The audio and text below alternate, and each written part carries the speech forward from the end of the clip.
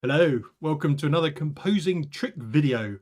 Music for monasteries or Gregorian chants, that sort of style. Now we're going to break a couple of rules. Well, we're going to break a lot of rules about how to compose a Gregorian chant. We're not worried about that. We're trying to get the mood right. And we're also going to break the rule where somebody might have said to you, never use parallel fifths. This is an example where you absolutely should use parallel fifths. And I'm going to do it in real time because it's so easy. So at the end of this, you're either going to want to punch me or hug me because it is so easy to do. Let's have a look. And while you're at it, don't forget to like and subscribe.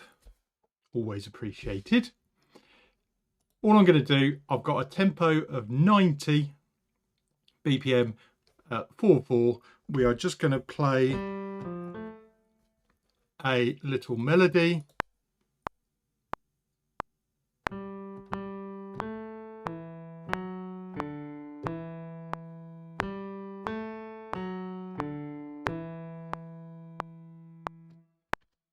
Okay, that's going to be our melody. What am I going to do with that? I'm going to quantize it.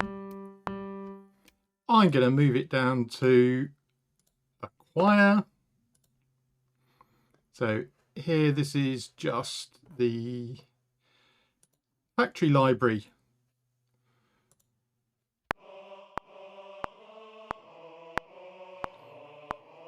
Okay, sounds a bit odd. What we need is some key switches in here. So if we look here, we can do different key switches down here to get different vowel sounds. So let's do that. We'll just literally, I'm going to use 3 sounds. So we're going to have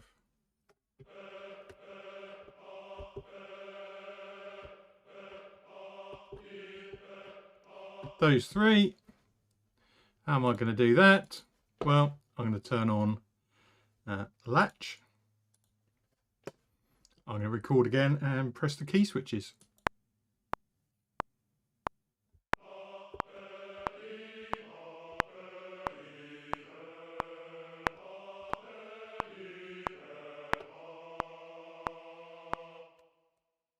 There we go. So that now changes the vowel sounds. If your choir automatically does that, there's a step you don't need to do.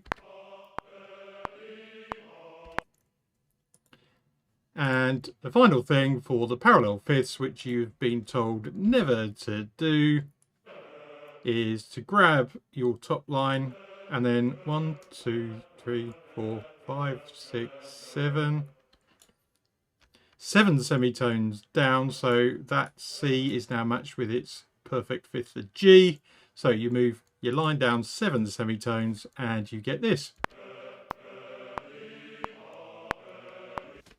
Let's turn off the click so you can hear it properly.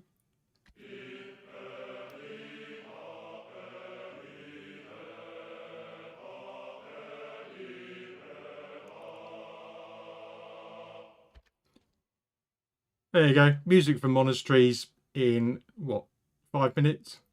Super easy. Have a go yourself. Really good fun. Like and subscribe. Always appreciated. I will see you in the next video. Bye for now.